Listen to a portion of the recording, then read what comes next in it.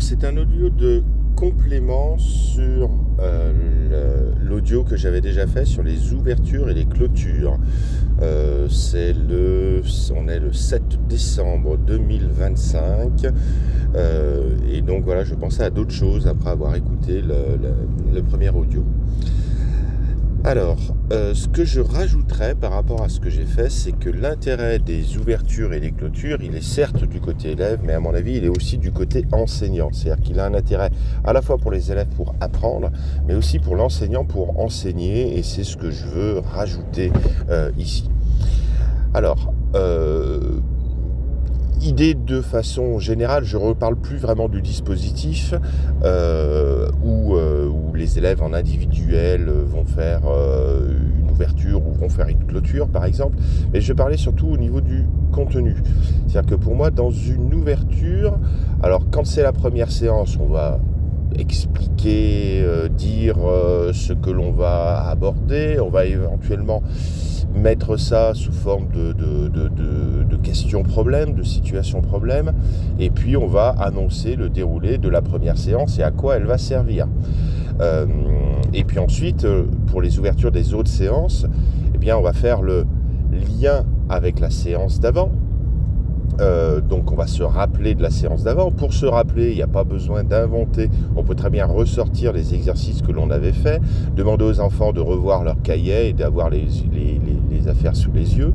Mais en tout cas, il y a une idée, ça va être de se rappeler de ce qui avait été fait et puis de se rappeler de ce qu'on avait dit en clôture de la dernière fois.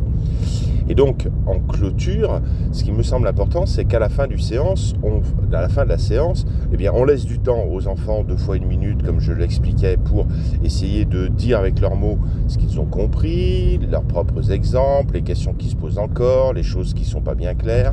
Voilà, ça, on l'avait vu lors du dernier audio. Mais aussi, ensuite, on prend l'exemple d'un élève ou de 2 élèves à la limite, et puis l'enseignant fait lui-même sa propre clôture. Et dans la clôture de l'enseignant peut dire eh bien voilà, sur cette séance, eh bien l'objectif il était ça au départ, et moi j'ai observé que, et justement il va faire le point des erreurs qu'il a observées, des obstacles qui existent encore pour certains élèves. Il peut même les nommer, les élèves, parce qu'il n'y a pas de problème pour moi par rapport à ça. Et donc, il va dire, par exemple, voilà, à l'issue de cette séance, l'objectif était de voir un petit peu où vous en étiez. Eh bien, j'ai constaté que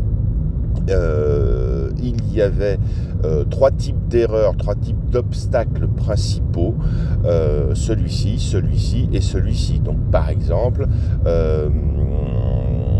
voilà, il y a des élèves qui n'ont pas compris que quand on a 9 fois 0, eh ben, on n'a rien.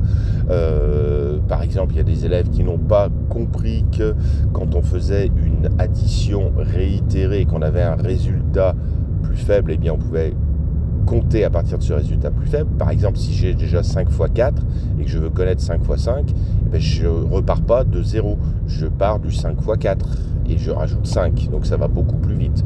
Donc voilà, l'enseignant, pour moi, au niveau de la clôture, doit absolument clôturer en faisant le point sur les obstacles qui restent, pour les nommer ces obstacles et pour en faire des enjeux de séance la fois d'après. C'est-à-dire que si on imagine une séance sur la transformation addition réitérée en multiplication, si la première séance explicitement de la part de l'enseignant en ouverture, ça va être nous allons travailler sur cette notion-là, et moi le but de la première séance c'est de faire une évaluation diagnostique pour essayer d'identifier les erreurs qui sont majoritaires. Donc on va pointer les erreurs majoritaires, par exemple l'inversion, 5 fois 2 c'est pas la même chose que 2 fois 5, ou alors un problème particulier avec les fois 1 et les fois 0, et puis aussi par rapport au calcul, le fait de ne pas surcompter et de recommencer tout à 0. Voilà 3 obstacles qui auraient pu être vus lors de la première séance d'évaluation diagnostique. Fin de cette clôture, eh bien, l'enseignant dit, eh bien, puisque c'est comme ça, la prochaine séance, je vous propose de travailler explicitement sur la question des inversions. Et donc en ouverture de la séance qui est d'après, on demande aux enfants de faire leur bilan, mais l'enseignant aussi dit, ben voilà, lors de la dernière séance, on avait vu ça, on avait vu qu'il y avait 3 types d'erreurs, et je vous rappelle que je vous avais dit qu'on allait travailler aujourd'hui explicitement sur la question de ne pas faire d'inversion, que 5 x 2 ce n'est pas 2 x 5, et donc on va travailler là-dessus. Et puis la prochaine fois on travaillera sur le x0, x1, et puis la fois d'après on travaillera sur comment surcompter et ne pas recommencer à 0.